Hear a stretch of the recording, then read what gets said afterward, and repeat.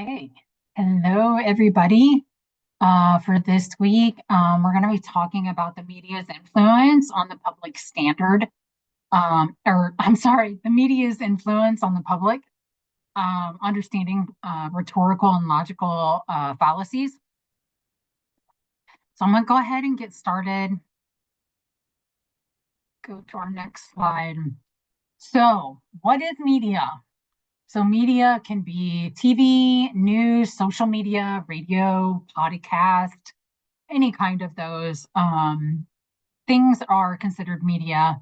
The purpose of media is to inform, entertain, and persuade. Um, I think we've all seen the commercials that are informative, TV shows that entertain, the news that informs, podcasts for entertainment and to persuade and to inform, all of those things. Um, So the media can be a powerful tool for shaping public opinion. Definitely. We saw that with the election. We see that in commercials. We saw it during the epidemic. All those good things. So media's impact on the public. It influences beliefs, attitudes, and behaviors, shapes public discourse and national conversations, can reinforce stereotypes or shift social norms. Just like we talked about last week, like climate change, it definitely through the news, podcasts, all of those things, we see things about climate change and how it is affecting us. Um, there are so many things out there in the news, and we have to become advocates for ourselves to be able to determine what is factual and good news, or um, relevant, factual, real news, or if it's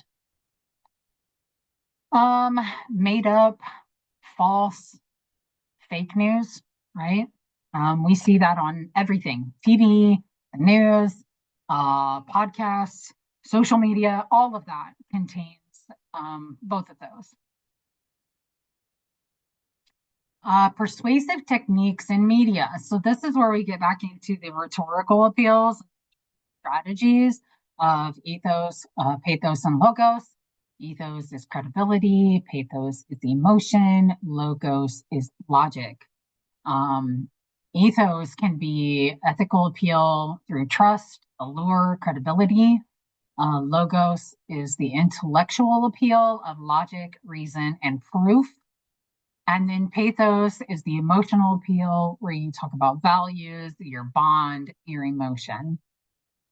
I did put a couple of examples on here. Ethos example, appealing to authority or credibility. This cream has been backed by dermatologists. So again, dermatologist would be the credibility, thinking that they're a dermatologist, that they have had a degree in that, they have experience, and they know what they're talking about when it comes to skin. So you'd think that that cream, being backed by dermatologists, would build the credibility. Pathos. So getting people to feel happy, sad, or angry can help your argument. Example, your donation might just get this puppy off the street and into a good home.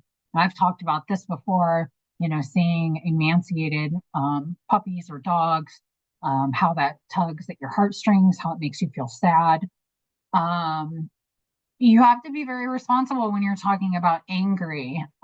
Angry can, if you elicit angry emotion, it can lead to bad things like rioting or shootings, public shootings, mass killings, all those things. So you have to be very responsible with how you use pathos and elicit those feelings. You don't want to be irresponsible and elicit angry emotions that lead to bad things. Okay, so rhetorical fallacies in media. So Logical fallacies are mistakes in the structure of an argument. So they often sound convincing, but don't hold up when you think them through. Okay, so I've got some examples. So an ad hominem, attacking the person instead of their argument. An example, you can't trust what she says about climate change. She's not even a scientist. That's not necessarily true, right? Because if she gets her facts from a scientist, then it builds her credibility and makes her trustworthy, right? So that's attacking the person instead of their argument, okay? Because you can't come up with a counterclaim, so you attack that person. Straw man, misrepresenting someone's argument to make it easier to attack. So, an example of that, oh, you want to regulate cars, so you want us all to ride horses now, which is not even what was being said, right? So, that's being very misrepresented. You're not um, giving a clear counter argument, you are arguing something to make it easier attack. You're misrepresenting what they are saying and blowing it way out of proportion. False dilemma, an either or an or, presenting two options as the only one. So either you're with us or you're against us. Well, that's not how it has to be. Just like, okay, so Trump, I am not like, I don't like Trump personally. I don't like what he stands for. But in the same breath, I do wish he was a better human being. But in the same breath, I think he genuinely loves our country and he wants to try to do what is best for our country to make it great again.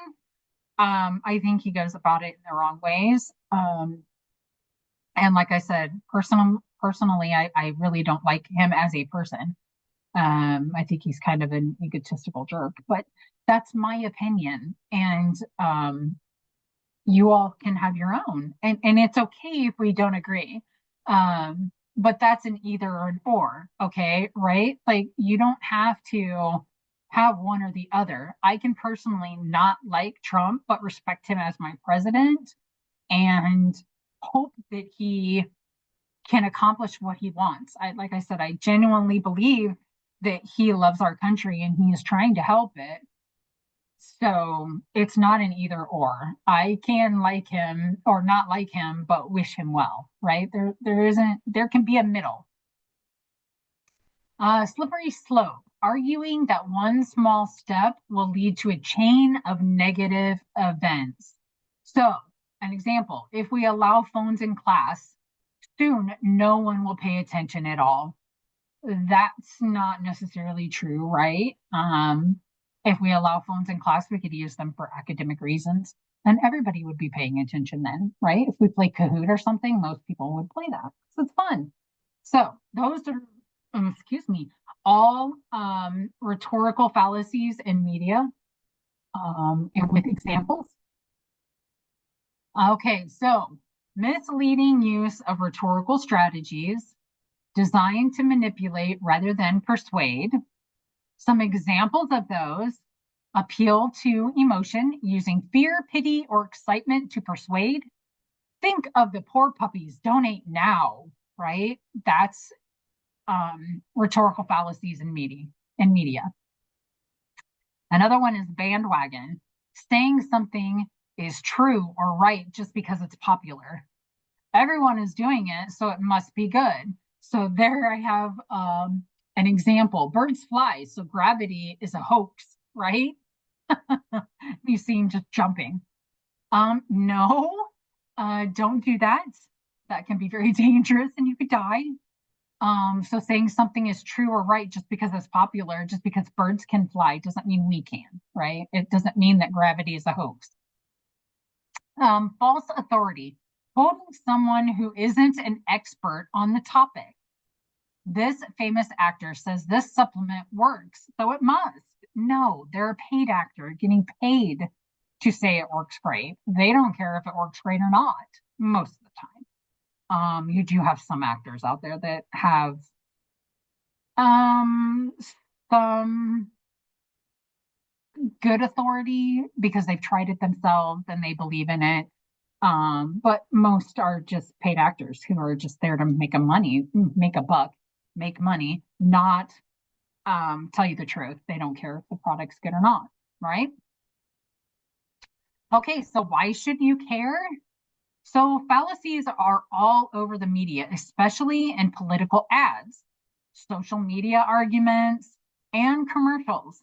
Know how to spot them. Knowing how to spot them helps you, okay? By thinking more clearly, by knowing the truth and thinking about what you're seeing. Avoid being manipulated. You don't want to be manipulated. You want to know the truth. Make stronger arguments yourself. So by having the knowledge, thinking more clearly, and avoid being manipulated, you become a better person. All right. And you know what's true and what's not. And that's important. You don't want to be manipulated into buying things that you don't need or that don't work. You don't want to be manipulated into um, voting for somebody that's going to be bad, right? Okay.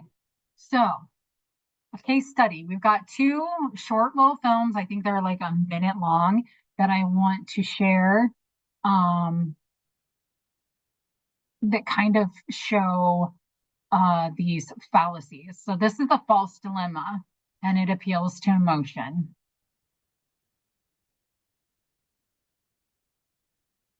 I think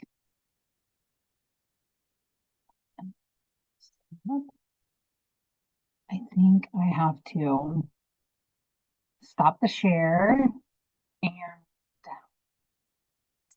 go to another screen. Okay.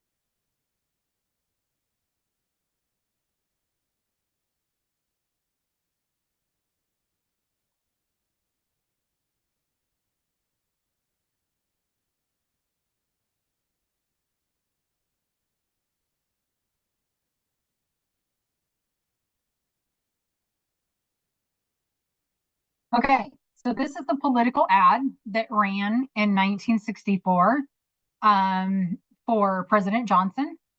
It was called the famous Daisy Attack ad. As you can see, it is a false dilemma. It's showing that if you don't vote for President Johnson, that's what could happen if we don't love each other, that we all just die, right? Which is not true. Um, and that's that either or, right? And we know that that's not true. Um, so that's just a very good example of a false fallacy.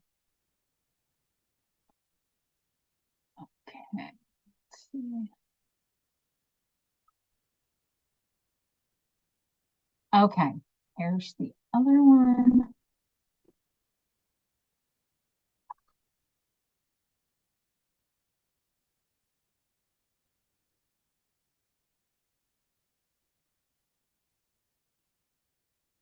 The dove, the thing, field, the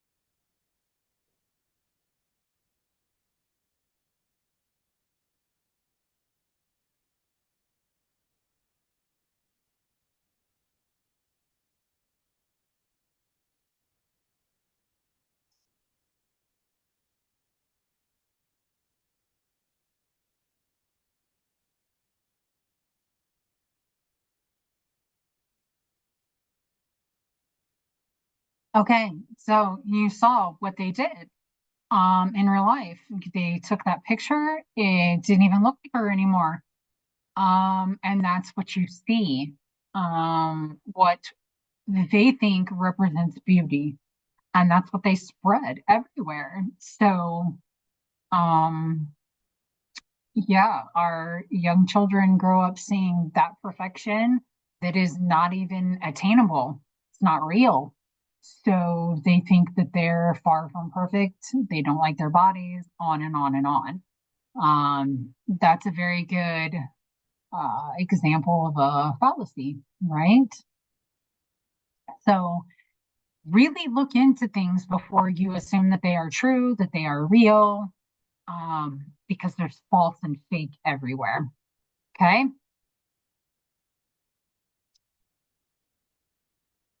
Let's see. I need to go back to my original share. All right. Come on, look with me. You. All right. So, how to spot fallacies in media. You want to ask yourself, what's the evidence, right? Is there evidence? Is there evidence of the real? Uh, is there statistics? Is there a table that you can look at with statistics? Is there references, right? Look at the where it comes from. Look at the credentials that the person who wrote it. What do they do? Is there bias? That kind of thing. Okay. Look for emotional triggers. Are they trying to get you to feel one way or another? Is there bias in there? Right? Check sources and logic. Yep. Always look and see where the sources are coming from and if they have backed themselves with logic, if they have credible sources, right? Use fact checking tools like Snopes or MBFC. Okay. There are tools out there to help you. Okay. Make sure you use those. Okay. So, wrap up discussion questions. How has media influenced your opinion on a topic? Um, there are so many that we could refer to here. I don't even know where to start, honestly. Immigration, during our political debates and uh, President Trump running for the presidency this time. He talked about the immigrants in Ohio eating the cats and the dogs. Did you believe that? Did you not believe that? Did that make you feel any different about immigration? Those are the kinds of things that they want you to see and think about here. Or like our during COVID, the media's coverage of it, I think it scared everybody. I think it was blown out of proportion. Yes, it was dangerous. Yes, the public needed to know about it. But I don't think that the press handled it well because there were so many people afraid and we were locked down. We couldn't leave our homes. Just the whole fear of it. They definitely used pathos there and made everybody afraid when we just needed to be cautious and not afraid. Okay. Can you think of a time you were persuaded by a fallacy? Just what I just said, right? How can you apply critical thinking daily? Just by knowing knowledge. If you don't know the answer to something, find the answer, right? Um, Thinking about it in a broader spectrum. Don't just see what they're telling you. Think about the big picture. Research it. Get to know your world and get to know what the truth is. Take the time to research things and grow your knowledge on a daily basis. I can't stress to you how important that is. Um, in your everyday life, just so you can advocate for yourself and your loved ones. Having that knowledge is huge, huge. And that's why I'm here teaching English. Knowing how to communicate and um, knowing how to learn on your own to gain that knowledge that is so important in our world is a huge um, benefit in being able to communicate and um, advocate for yourself and your loved ones. And I can't stress that enough. Okay, guys, that's all I got for this week. As always, you know how to reach me. You can come to any live session on Mondays or Tuesdays, whatever time it is for your course. If you don't catch me on that, you can always get me on homeroom.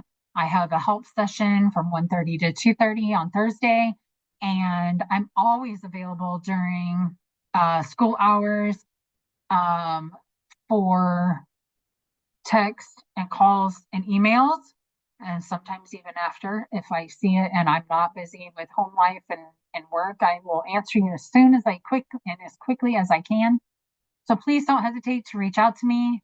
I'm happy to help and answer any questions you might have. I'm having trouble speaking today. Okay, guys, thank you. Have a good day.